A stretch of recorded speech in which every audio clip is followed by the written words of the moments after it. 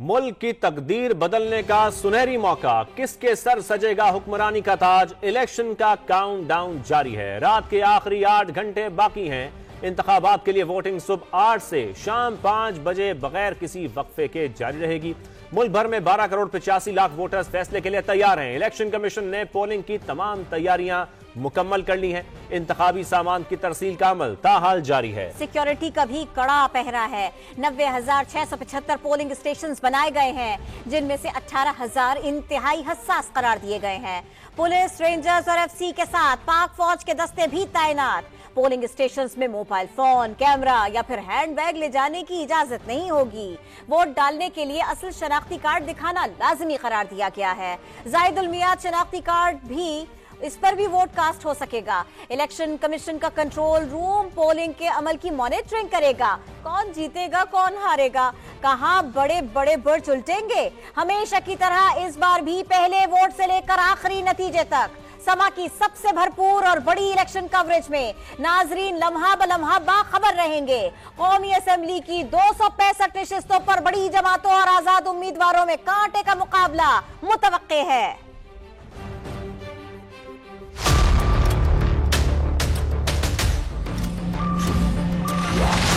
Election की चांद रात, कौन पहनेगा हुक्मरानी का ताज। मुल्क की तकदीर बदलने की घड़ी आ गई।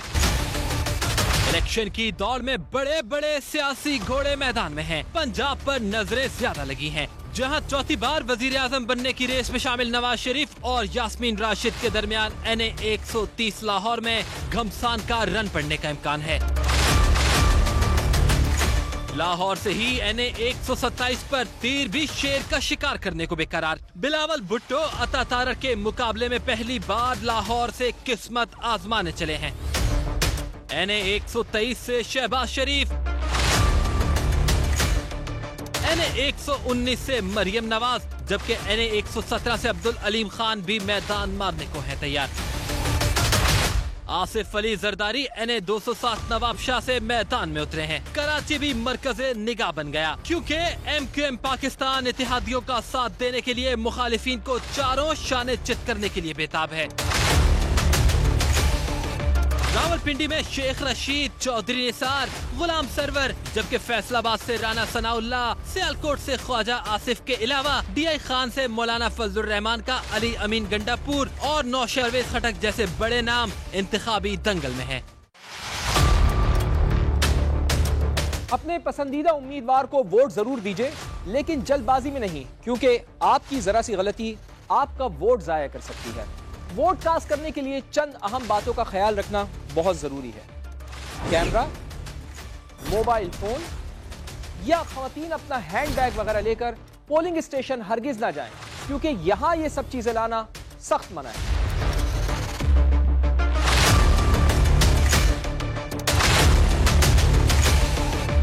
कॉपी नहीं चलेगी भाई, ओरिजिनल साथ कर लें।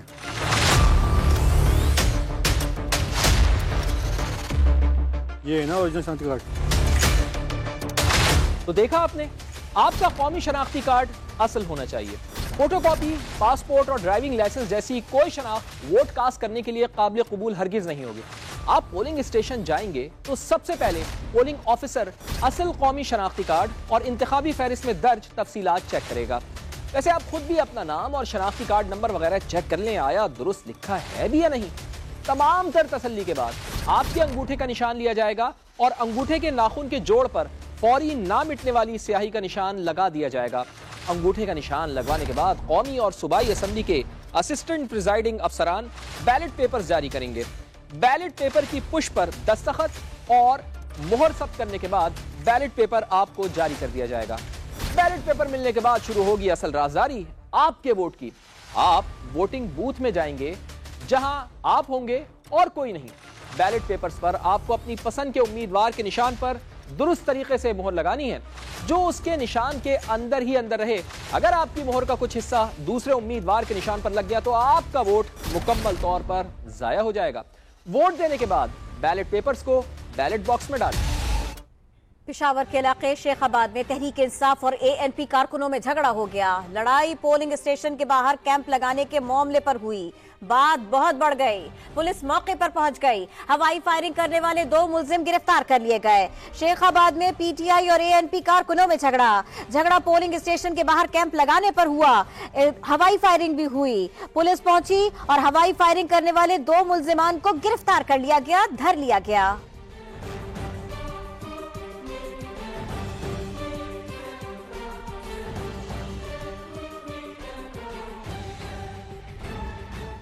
आम इंतखाबात की पोलिंग के लिए चंद घंटे बाकी रह गए हैं। इलेक्शन कमीशन ने इंतजामात को हतमी शक्ल दे दी है। पोलिंग स्टेशन पर सामान पहुंचा दिया गया है। इसी की तफसील जानेंगे अपने नुमाइंदगान से जो कि मुख्तलिफ शहरों में मौजूद हैं। पहले रुख करते हैं हम लाहौर का। उमर याकूब हमारे साथ मौजूद हैं। उमर याकूब, बताइएगा, चंद ही घंटे बाकी रह गए हैं, इंतजामात मुकम्मल हैं यहाँ पर? जी बिल्कुल, पूरे पाकिस्तान की नज़र इस वक्त पंजाब के शहर लाहौर पे है, क्योंकि जो लाहौर में हुकूमत बनाता है वहीं मरकज़ में जाता है, तो सब इस वक्त लाहौर पर नज़र जमाए बैठे हैं। और अगर बात की जाए इंतज़ामात की, तो पोलिंग का जो अमला है वो पोलिंग स्टेशन के अंदर जो सामान था वो इंतज़ामात मुकम्मल कर लिए गए हैं कि कैसे वोटर्स आएंगे, उनको गाइड कैसे करना है, डेस्क कौन कौन से बनाने हैं, तो तमाम तर इंतज़ामात जो हैं पोलिंग स्टेशन के वो मुकम्मल हो चुके हैं। अब इंतज़ार है उस वक्त का जब वोट कास्ट किया जाएगा। तो चंद घंटे रह गए और वोटर्स जब यहाँ पर पहुंचेंगे तो उनको किसी किस्म की परेशानी का सामना ना करना पड़े। तो यहाँ पर पोलिंग स्टेशन के अंदर इंतजाम मुकम्मल है। अगर बात करें लाहौर के बारे में बता रहे हैं, हुज़ैफा से बात करना चाह रही हूँ मैं। हुज़ैफा, आप बताइए, बिल्कुल चंद घंटे रह गए अब तो।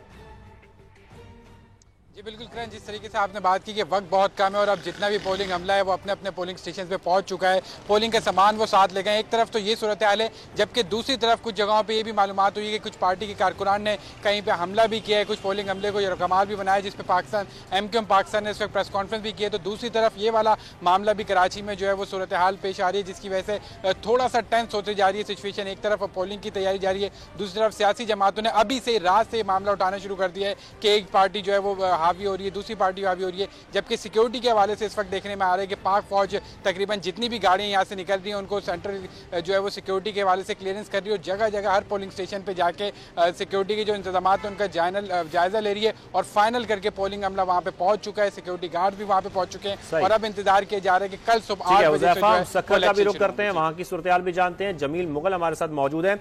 जमील, हक जमहूर इस्तेमाल करने जा रहे हैं अवाम, सिक्योरिटी के कैसे इंतजाम हैं ऐसे में? जी बिल्कुल, सक्खर में पोलिंग स्टेशनों पर सिक्योरिटी के इंतजाम इंतहाई सख्त किए गए हैं। 5000 से ज़ायद जो है पुलिस एहलकार लगाए गए हैं। इसके अलावा रेंजर्स है, पाक फौज है और दीगर जो ज़राए हैं वो इस्तेमाल किए जा रहे हैं।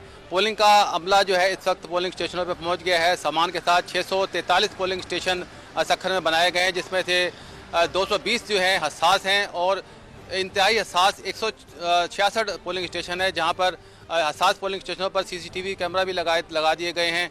और इसके अलावा जो है पाक फौज जो है उसने हसास पोलिंग स्टेशनों की निगरानी भी करेगी। तो इस वक्त जो है 643 पोलिंग स्टेशनों पर अमला भी पहुंचा हुआ है। उसका सामान जो है अब कुछ देर पहले तक जो है वो सामान पहुंचाया गया। अब चंद घंटे रह गए पोलिंग में और पोलिंग स्टेशन में पोलिंग के वक्त में। तो जिस तरह पोलिंग 8 बजे शुरू होगी बगैर वक्फे के, तो देखना होगा कि कौन सी जमात जो है जीतती है। ताहम इस वक्त जो है जो सियासी जमातें हैं अपने अपने जो उनके दफ्तर हैं वहाँ पे बड़ी तादाद में लोग इकट्ठे हैं। उनकी ड्यूटियां लगाई जा रही हैं कि किस तरह जो है वोटरों को लाया जाएगा। इनके भी सख्त इंतजाम किए गए हैं। आप तमाम बहुत शुक्रिया।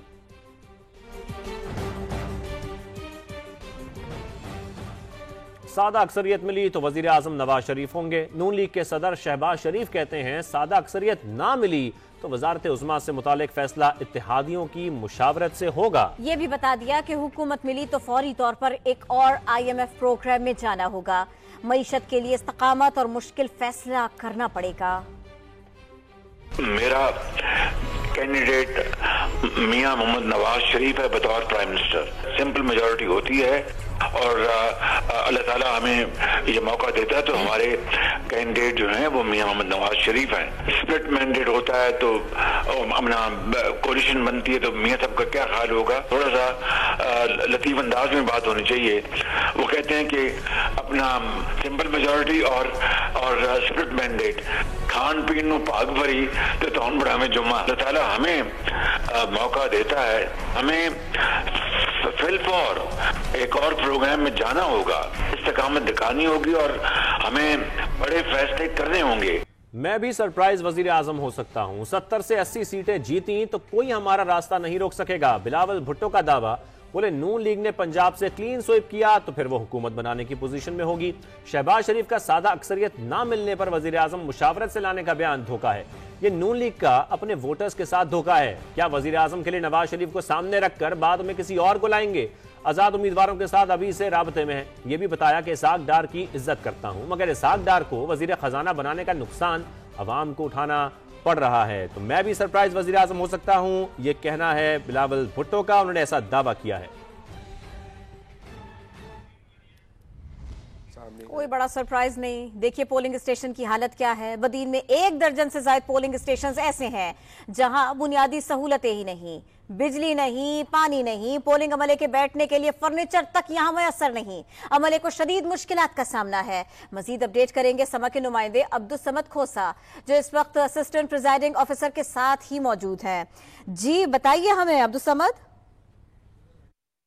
जिला बदीन में मुख्तलिफ जो पोलिंग स्टेशन हैं वो खस्ता हाली का शिकार हैं। ना वहाँ पे बिजली है, ना पानी है, जो बुनियादी सहूलत वो पोलिंग स्टेशन से महरूम है। तो मैं जिला बदीन के हल्का NA 223 के एक पोलिंग स्टेशन पर मौजूद हूँ। मेरे साथ यहाँ पे जो अमला है वो भी मौजूद है। उनसे पूछते हैं कि उनको किन मुश्किलात का सामना करना पड़ा है। मुकम्मल तरीके से जो ना स्कूल नाकारा है यहाँ पे। मैं तो सोच रहा हूँ कि इलेक्शंस जो वोटर आएंगे वो कैसे वोट देंगे अपना। ऑफिशियली हमारे पास कोई जो ना वो फैसिलिटीज अवेलेबल नहीं है। जैसा कि आपने हल्का NA 223 के पोलिंग स्टेशन नंबर 135 के अमले की बातें सुनी। जो पोलिंग स्टेशन है उसके अंदर ना दीवारें हैं, ना बिजली है, ना पानी है।